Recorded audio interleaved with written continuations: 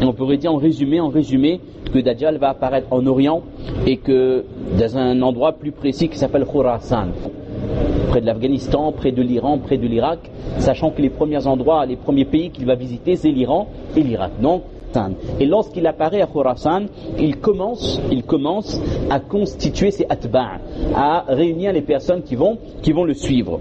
Et le premier véritable déplacement de Dajjal sera vers un endroit qu'il ira spécifiquement. C'est un village qui se trouve à Asfahan, qui s'appelle Yahoudiya. On avait expliqué pourquoi ça s'appelle Yahoudiya.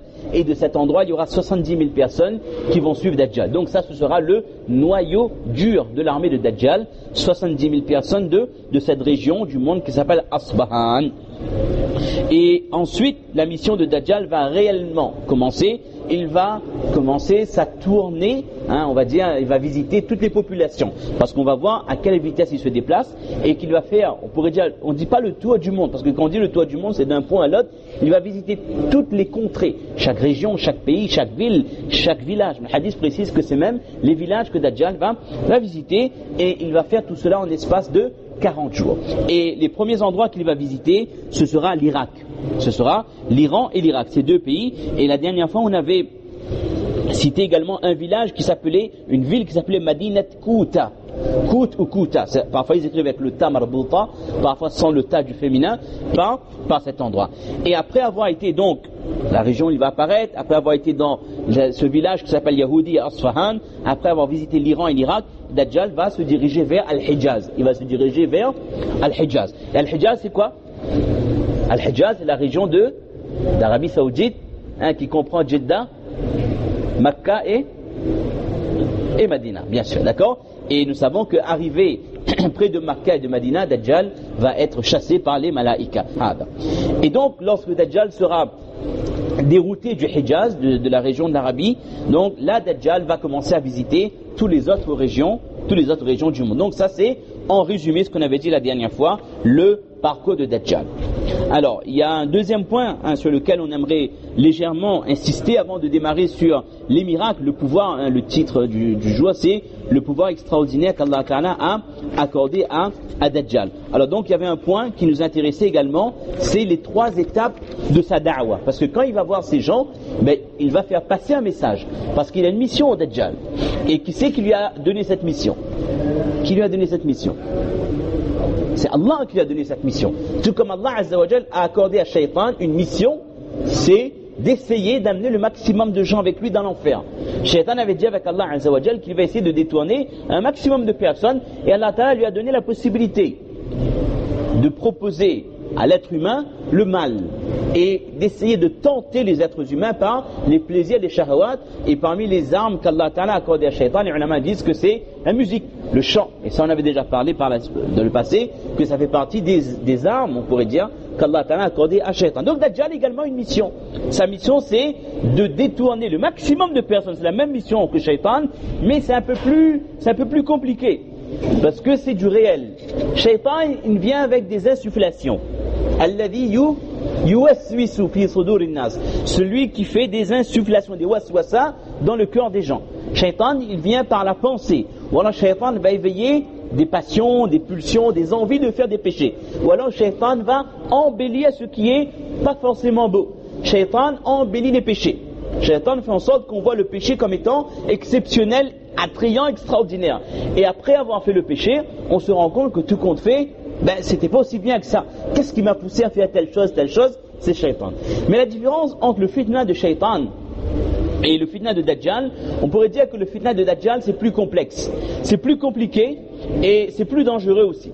Ce n'est pas pour rien, c'est le prophète m'a dit que le plus grand fitna c'est le fitna de Dajjal, parce qu'Allah Ta'ala va lui accorder des pouvoirs qu'aucun être humain n'a jamais eu. La possibilité de faire des miracles qui seront visibles, des miracles qui seront réels, qui seront palpables, et que les gens pourront jouir de ces miracles directement, et que les gens qui ne croient pas en lui, Dajjal les mettra en garde et Dajjal va les punir dans ce dunya.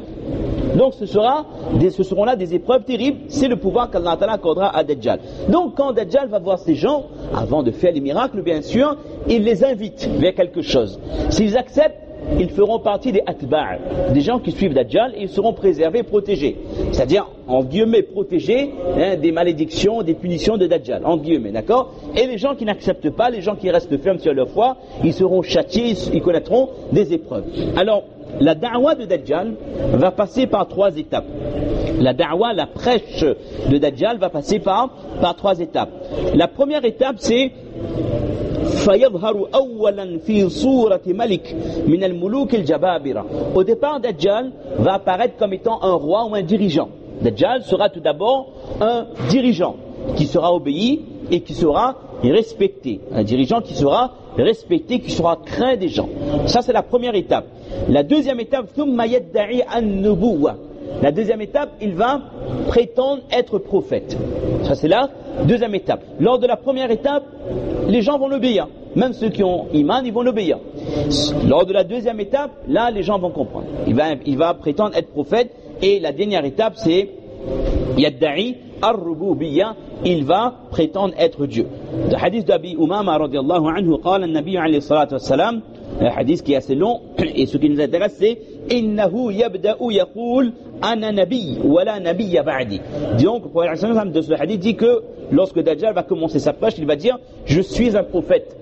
Alors que le prophète dit ولا نبي بعدي, alors qu'il n'y a pas de prophète après moi. ثم فيقول أنا ربكم ولا ترون ربكم حتى تموتوا. Et enfin, Dajjal va dire aux gens je suis votre Dieu. Et le prophète dit sachez qu'aucun être humain ne pourra voir Allah avant de mourir. Donc ce n'est pas sa prêche est erronée. Hadith rapporté par Ibn Majah. Dans le hadith de Jabir radiyallahu anhu, il dit que فَيَقُولُ لِلنَّاسِ أَنَا رَبُّكُمْ وَهُوَ أَعْوَرُ وَإِنَّ رَبَّكُمْ لَيْسَ بِأَعْوَرُ. Ça me dit que il va prétendre être Dieu alors qu'il est borgne. Mais sachez que votre Seigneur, lui, n'est pas borgne. Dans une troisième version, le prophète dit que lorsqu'il va inviter les gens vers la divinité, vers son adoration, les gens vont dire Lasta bi rabbina, walakinna Allah rabbuna, alayhi tawakkalna wa ilayhi anabna, na'udhu billahi min ash-shirki, lam yakun lahu alayhi sultan, akhrajahu Ahmad. Le prophète dit que celui qui va refuser le message de Dajjal en disant que non, tu n'es pas notre Dieu, c'est Allah notre Seigneur, et c'est en Allah que nous croyons, nous lui faisons confiance et nous retournerons vers lui, nous demandons à Allah protection contre le fait de l'associer quiconque.